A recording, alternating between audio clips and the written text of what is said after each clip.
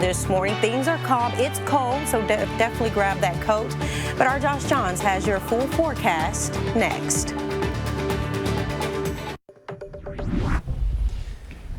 Well, good morning. It is a cold morning out there. Temperatures hanging around in the mid-20s as you look outside in our Syntex Roof Systems camera at the 25 News Studios. Most areas sitting in 20s and 30s now. Bryan College Station, the only spot above freezing. But look what's happening to the north. Very cold air spilling south out of Canada. We have numbers that are in the negative 30s, negative 40s now in southern Canada and Manitoba and Saskatchewan. That is going to continue spilling south and bring us our strong Arctic blast here coming up by Tuesday afternoon. Now, the biggest impact behind this, it's likely going to be the hard freeze. We're going to see numbers that drop down into the teens Wednesday and Thursday morning, or close to the teens Wednesday morning. Thursday morning will be spent in the teens. We'll also have morning wind chills that will be near zero. So those are dangerous wind chills, and you need to be bundled up for them. Be sure to have a coat ready for that. If you have any plans Wednesday, Thursday morning, you may want to try to hold off and do them during the day. Winter precipitation, though, thankfully, is going to be on the low end this time.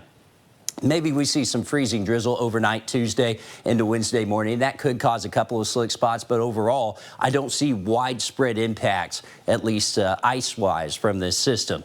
Still, with it coming in, you want to get outside and enjoy it today. Numbers hanging around the low 60s while those south-southeast winds going. Ahead of this Arctic blast, a cold weather watch, or an extreme cold watch rather, has been issued. Wind chills 0 to 10 will be possible coming up Wednesday and Thursday morning. Live Radar Network not picking up anything here this morning. However, you may have a little bit of ice on the windshield just because of the moisture that's in the atmosphere. I had to scrape my own windshield here this morning before I could come into work. Now, today we'll have those south winds drawing up that moisture, so the humidity will be increasing through the day. We'll see numbers in the upper 50s, low 60s, and by morning, we're waking up to numbers in the 40s and the 50s. Not as cold as we wake up this morning. We'll have a couple of showers around through the day at times tomorrow. These will be very light in nature, though. And then that cold front will plow through here as we get into the late afternoon, probably around 4 o'clock-ish as this pulls through. Behind it, temperatures quickly fall. We're talking about numbers that fall down into the 30s by 10 o'clock, and we'll be in the 20s overnight. In fact, by morning, I don't even think these numbers are cold enough. We'll see numbers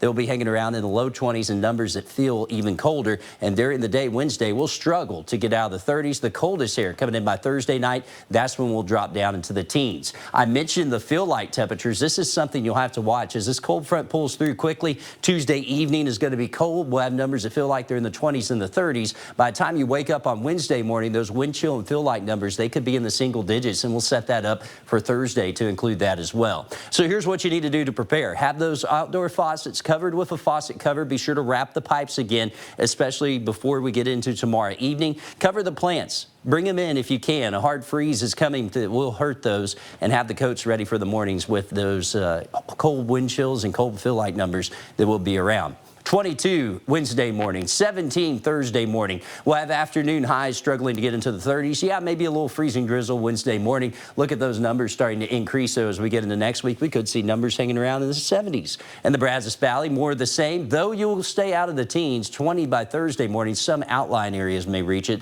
We'll see 70s next week.